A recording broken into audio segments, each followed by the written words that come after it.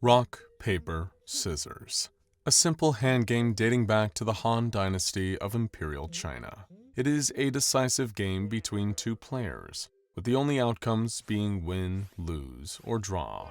We're quite familiar with rock, paper, scissors here at the SCP Foundation, as the guards are often seen playing intense rounds of the game to determine who will be the unlucky soul chosen to secure one of the various Keter Class SCPs during a given week. In most cases, this use of rock, paper, scissors is accepted as a largely harmless and fair way for defensive personnel to arrange their shifts. The reason for this is that the results of rock, paper, scissors are generally random, as there are very few ways for an individual's skill to influence the game. Or so one might think. In reality, rock, paper, scissors is a deeply psychological game, and this is mainly because of its origin as a contest between fellow human beings. The average human is vulnerable to making errors and falling into patterns, and with only 3 options to keep track of, it is entirely possible for a seasoned veteran of rock, paper, scissors to predict their opponent's choice before any hands are thrown. Of course, that opponent may also commit an error of their own by misreading the other player's actions, and thus there is always a chance for an impulsive decision to swing the results of the game in either direction. Human limitation is the only skill-based mechanic in the game of rock, paper, scissors, and that same limitation is what, in the eyes of some, holds the game back from reaching its true potential. That was the case until someone out there discovered the rules to an anomalous version of rock, paper, scissors being spread through a mysterious email. While all attempts to trace the email back to its original sender have left the Foundation with more questions than answers, we have been able to learn more about the differences between the rules of standard rock, paper, scissors and the anomalous version. We have given this anomalous version of rock, paper, scissors the designation SCP-4633, and unlike the Classic Edition, under no circumstances are any Foundation personnel allowed to play a game incorporating any of the alternative rules. While the ceiling for skill and variety is theoretically much higher in a rock, paper, scissors match featuring SCP-4633, the risks to the player far outweigh any added novelty. Here is how SCP-4633 functions during an average game of rock, paper, scissors. Well, average prior to the anomalous properties taking effect. Rather than being limited to using merely rock, paper, or scissors, as the name of the game implies, the players gain access to a series of additional hand gestures, which upon the act of being thrown become seamlessly integrated into both players' shared understanding of the rules. This alone would be bizarre enough, but the true harm caused by SCP-4633 is in the nature of the gestures themselves. When one of the non-standard gestures allowed by SCP-4633 is used, the player's hands will change shape in ways that, under normal circumstances, would be anatomically impossible. Each of these non-standard gestures is distinct from the rest, with the only commonality being an unusual tendency for the final gesture to resemble biological structures often seen in sea life. One particular gesture might cause a player to rapidly grow a ring of additional fingers surrounding a gaping anemone-like mouth in the palm, while another could result in the player's entire arm flattening into a fin-like appendage. Regardless of how severe a departure from a typical human limb the final gesture would be, the limbs, and on rare occasions the entire body, of the player using the gesture will quickly and irreversibly mutate into the shape required to successfully perform it. While these gestures overwhelmingly result in forms that would be distressing to most people, the same cognitive effect that causes the participants to accept changes to the rules also appears to apply to the changes affecting their own bodies. To the players of an SCP-4633 augmented match of rock, paper, scissors, the non-standard gestures seem as mundane as the original 3. Unfortunately, the morphic properties of SCP-4633 are practically irreversible, with extreme reconstructive surgery being required in even the best of cases. In all instances of SCP-4633, surgical intervention is necessary to prevent the spread of details regarding the non-standard gestures and their usage. Because of the immediate shift in cognitive awareness among participants, all that is needed for a new instance of SCP-4633 to occur is the faintest hint of knowledge of the alternative rules. It's even been noted that between different groups of players, the non-standard gestures can vary heavily or seemingly be created on the fly as the desire to win at all costs takes hold. Here are a few examples of anomalous gestures which have been observed during instances of SCP-4633. This list is by no means comprehensive, but it will provide an insight into how SCP-4633 drastically alters the existing mechanics of the game, as well as the physique of the players. The Thoriley gesture transforms the user's fingers into barbed tentacles. It beats paper and scissors but loses to rock. Chavoaga folds the fingers of the hand into the palm and causes them to emerge through the back of the palm. It allows the user to throw a second gesture after they've seen their opponent's choice. Ashkelhaz splits the hand into a pair of poisonous stingers, which also produce a potent electrical current between them. It has been seen to lose to paper, but seemingly of their own will, the stingers lashed at the opposing player and caused them to fall unconscious 3 rounds later due to the effects of the poison. Shausa beats paper and 2 other anomalous gestures, loses to scissors, rock, and a third gesture, and morphs the user's arm into a dactyl club similar to the front appendage of a mantis shrimp. Izurgov simply causes the player to grow 3 additional thumbs on one hand. The final gesture resembles a triple thumbs up.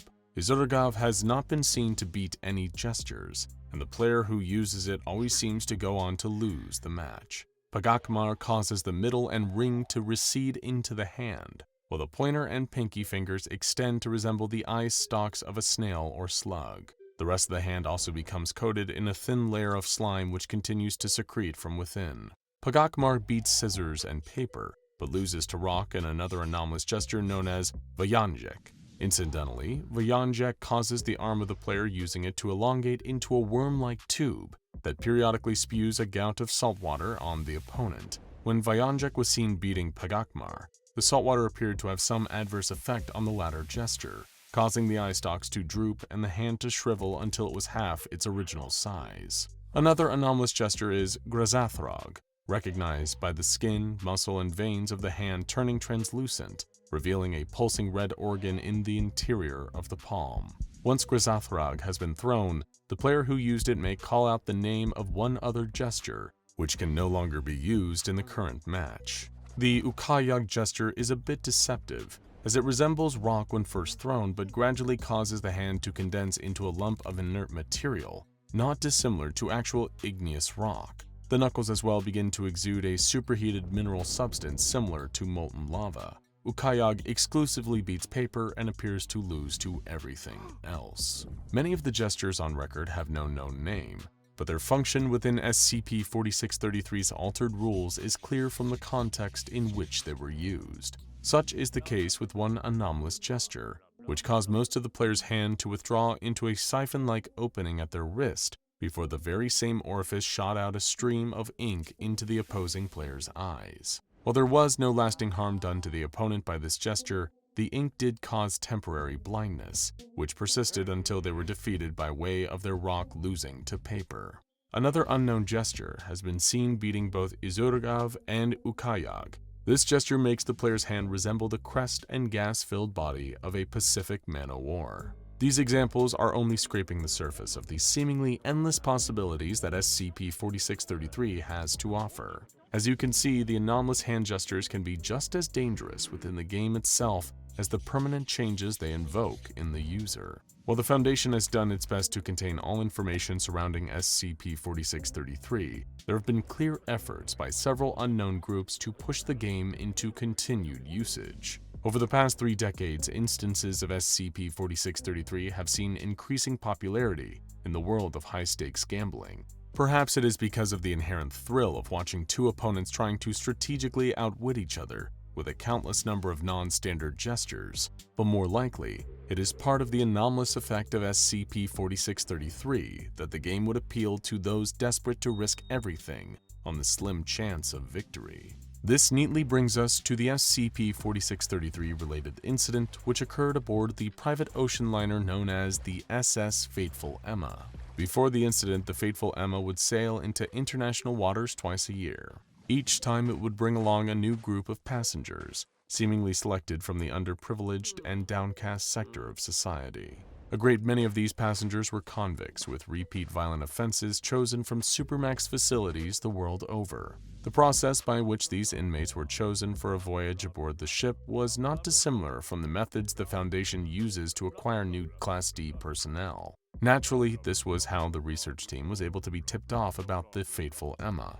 It became apparent soon after looking into the ship's career that the individuals altered by the effects of SCP-4633 had been seen departing from the ship on multiple occasions in remote island harbors. Most of the time, the individuals would also be, to the best of their ability with their metamorphized forms, carrying briefcases filled with hundreds of thousands of dollars in cash. While witnesses tend to write off the strange appearances of those affected as being the result of a deformity or injury, or in more pronounced instances dismissing the encounters as sightings of creatures from the local mythology, it was clear to anyone familiar with SCP-4633 what was truly going on.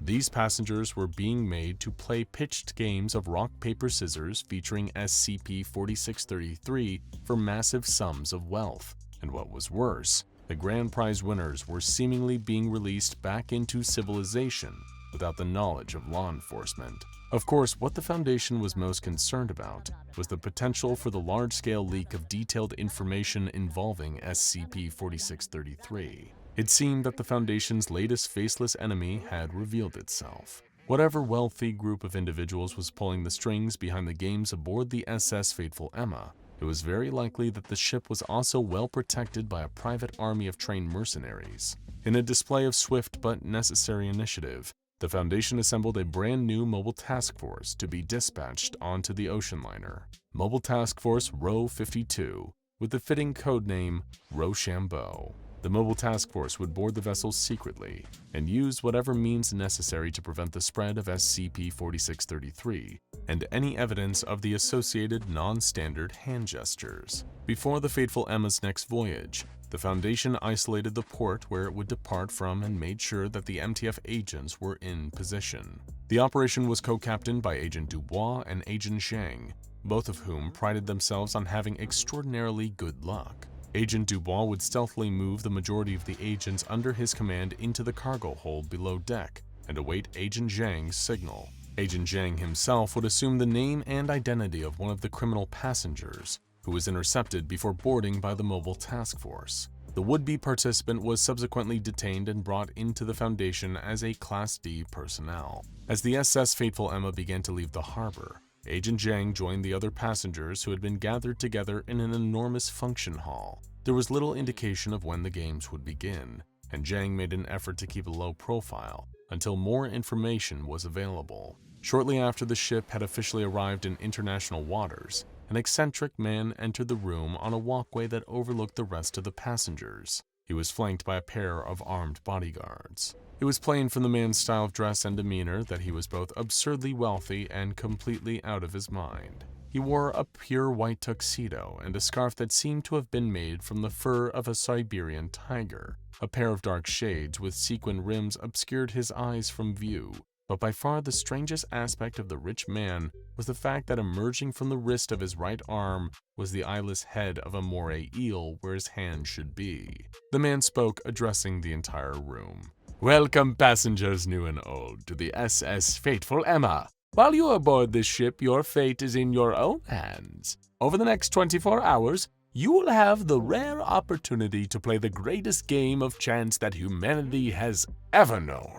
Generations of people from every continent and every walk of life have given their all to the mastery of rock, paper, scissors, across, north, //. The man proceeded to speak unusual syllables for the next minute straight without even a pause for breath. In his report, Agent Zhang described the man's voice as gaining an increasingly loud hum as his speech continued, and that some of the syllables didn't seem to be the product of human vocal cords. He soon concluded his string of gibberish and resumed speaking intelligible language. As is customary, we will be utilizing the Yog-Sothoth rules. You will begin by selecting a single opponent and challenging them to a best of 2 of 3 match. This is a single elimination tournament, and any competitors who cannot otherwise continue to engage in matches will also be eliminated. By the end of your time here, the luckiest among you will be named the undisputed champion of these games, and will be granted unlimited freedom, along with the cash prize.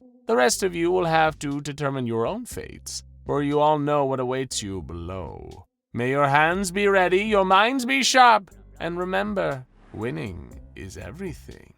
With a flourish of his moray eel hand, the wealthy man finished his introductions and promptly exited the room. Agent Zhang looked at the passengers surrounding him and saw that they were already beginning to play rock, paper, scissors with each other. A few had already begun using the anomalous gestures, warping their limbs into hideous subnautical shapes. Agent Zhang gave the signal to Agent Dubois and the rest of the mobile task force to begin the operation. Their target was primarily the moray-handed man, as well as any other close associates that he had on board. They would capture him alive and interrogate him into revealing the mystery behind this illegal gambling ring. Once the mercenaries were dealt with, Agent Dubois' team would further command the ocean liner and navigate it to SCP Foundation Research Site 45 to await further orders. As for Agent Zhang, he knew what he had to do. To buy time, he would participate in the ensuing rock, paper, scissors tournament and eliminate as many of the other players as possible. This, he believed, was the best way to minimize the number of anomalous gestures that would be used aboard the ship. Of course, he himself wouldn't be using any of the anomalous gestures either, opting to limit himself to the standard 3.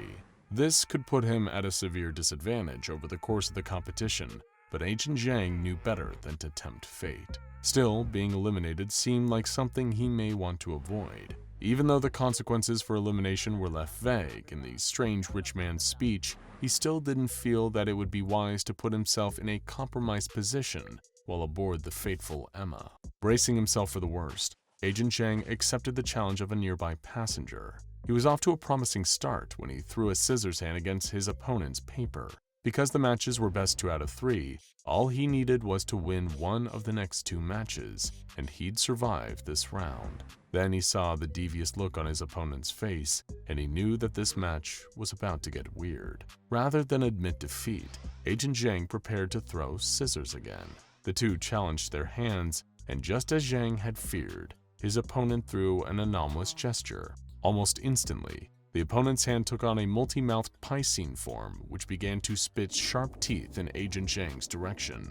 Fortunately, the agent's bulletproof vest was able to withstand the impact of the teeth. What was even more fortunate was the fact that the opponent seemed to be a good sport. "Scissors beats Azravok, you win," said the other passenger before walking away in search of their next match. Curiously, the passenger's transformed arm continued to fire teeth across the room at random intervals, occasionally hitting and causing injury to one of the other competitors. Agent Zhang was grateful that the body armor he was wearing had been tested to withstand rapid fire from SCP-127. Compared to the raw power of the living gun, the teeth launched from Azravok gestures were practically BB rounds. He had succeeded in not being eliminated, both from the game and generally. Excited about his win, Zhang sought out another opponent to test his luck. Below deck, Agent Dubois and the rest of the mobile task force had just finished facing off against some of the hired mercenaries when they entered a room presumed to be the ocean liner's sickbay. Inside was a grisly sight. A second rock, paper, scissors tournament playing out between players that had been so thoroughly transformed by the anomalous gestures of SCP-4633 that they barely appeared to still be human. It was like a scene from a deep-sea documentary, with strange and unknowable creatures vying for dominance, not within a natural food chain or competition for resources, but within a seemingly never-ending struggle to win a game of chance. It was purgatory. Rock, paper, scissors, purgatory. Agent Dubois was appalled, but he knew better than to attempt to stop these creatures from doing the one thing keeping them all distracted. The moray-handed man was still somewhere in the ship, and capturing him was far more important. The research team would decide what to do with these former humans once the ship was secure within the Foundation's custody. However, what Agent Dubois didn't realize is that some of these creatures were advancing on his team. In nightmarish and unearthly voices, they chanted, "Rock, rock, paper, scissors." Suddenly, one of the abominations, who resembled nothing more closely than an enormous mass of coral, produced 4 arms from within its body and began to throw anomalous hand signs towards the agents. One of the arms threw Ukyag, which coated an unsuspecting agent in hot lava, causing him to drop to the floor in pain.